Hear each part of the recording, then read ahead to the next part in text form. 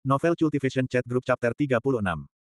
Bagi para kultivator dari sekte, seseorang yang bergabung dengan sekte di usia Song Suhang adalah hal yang bodoh, seperti seorang pria berusia 90 tahun yang sudah satu kaki masuk liang kubur namun ingin bersekolah dasar. Bahkan jika pria tua itu berhasil masuk sekolah menggunakan koneksi, berapa banyak yang bisa dipelajarinya?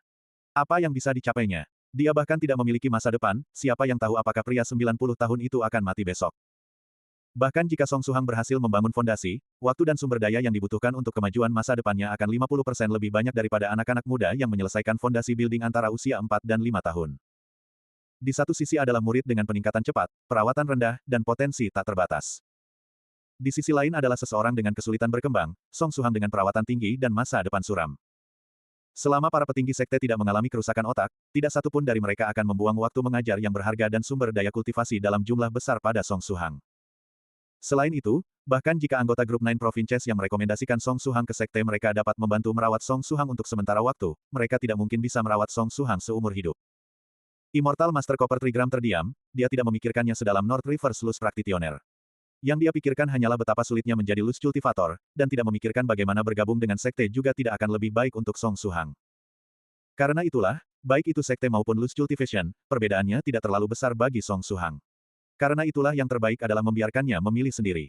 Apa yang dipilih sendiri, bahkan jika itu salah, tidak ada yang bisa disalahkan, kata North River Sluice Practitioner dengan datar. Sebagai senior di antara Luz Cultivator, yang bisa dilakukan keduanya hanyalah mencoba membantu Song Suhang semampu mereka ketika dia membutuhkannya. Kota Universitas Jiangnan, Asrama Putra.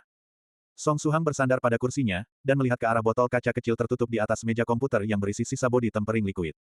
Hanya dengan mengonsumsi beberapa sendok terakhir ini dengan teknik meditasi foundation building dan teknik latihan medicine master, kekuatan obat di dalamnya akan sepenuhnya termanfaatkan. Pada saat ini, suara merdu muncul, itu adalah nada dering ponselnya. Song Suhang menekan tombol jawab, dan suara tubuh terdengar, "Suhang, apakah kamu sudah menyelesaikan 2 kotak besarmu? Temui kami setelah selesai. Kamar Yang De sudah dipastikan. Datang dan lihatlah, lalu kita para saudara akan numpang makan darinya." "Baiklah, aku akan berangkat sekarang, kirimi aku alamatnya," balas Song Suhang. "Aku akan mengirimkannya lewat SMS," Tubo mengakhiri panggilan.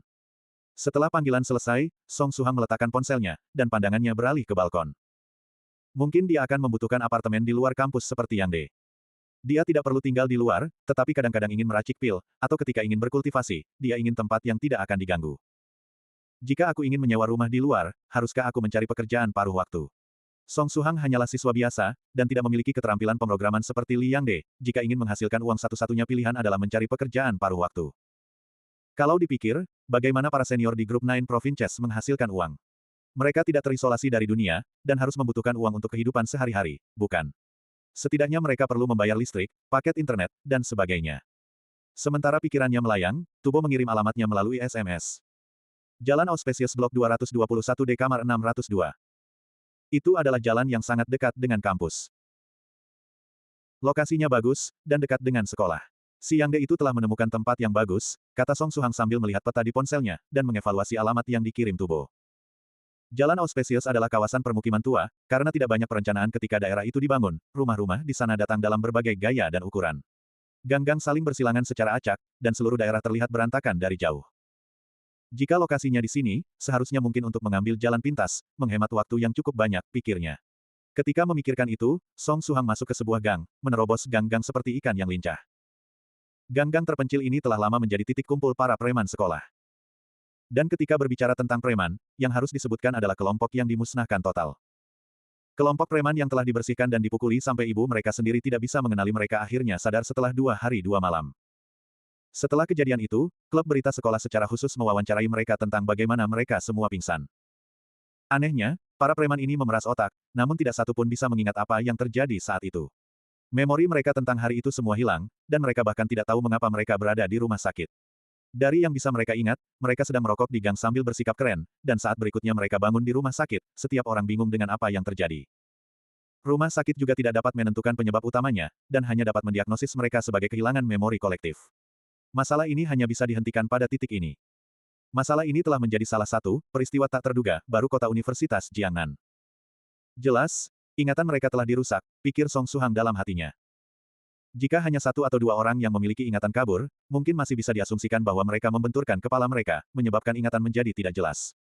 Tapi puluhan orang dan setiap orang memiliki ingatan kabur. Setiap orang kehilangan ingatan mereka tentang ditaklukkan hari itu. Tidak ada kebetulan seperti itu di dunia ini.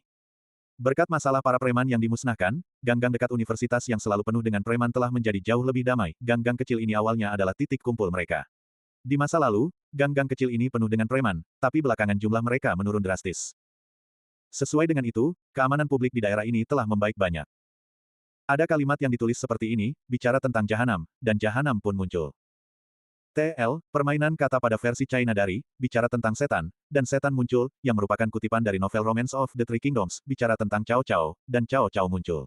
Kata, jahanam, dalam bahasa China diucapkan sebagai, Cao, juga, tetapi intonasinya sedikit berbeda dari Cao Cao. Cao Cao adalah tokoh sejarah, sering digambarkan sebagai tiran tanpa ampun, tetapi juga penguasa hebat. Kata preman baru saja muncul dalam pikiran Song Suhang, dan di depannya muncul sekelompok preman yang sedang merokok. Total 7 orang, setiap orang berambut panjang, diwarnai dengan berbagai warna. Tindikan telinga, tindikan bibir, cincin hidung semuanya ada. Di mulut mereka ada rokok, yang kurang hanyalah label di dahi mereka. Aku sedang mengalami fase pemberontakan di masa muda, aku adalah preman. 7 preman itu sasaran mereka tentu saja bukan pria kekar seperti Song Suhang. Bahkan preman jarang memilih untuk memprovokasi seseorang seperti Song Suhang yang terlihat seperti akan jago dalam bertarung. Para preman saat ini memakai senyum jahat, dan mengepung seorang gadis. Salah satu preman, yang tingginya sekitar 172 cm, memaksa gadis muda itu mundur ke dinding dan dia menempatkan tangannya di dinding, sedikit di atas bahunya. Cantik, apakah kamu kesepian di tempat ini? Apakah kamu ingin bermain dengan kami? Bermain gratis, semua jenis kesenangan. Itu akan terasa sangat enak, kamu tahu. Kakak-kakak akan menemanimu bermain juga.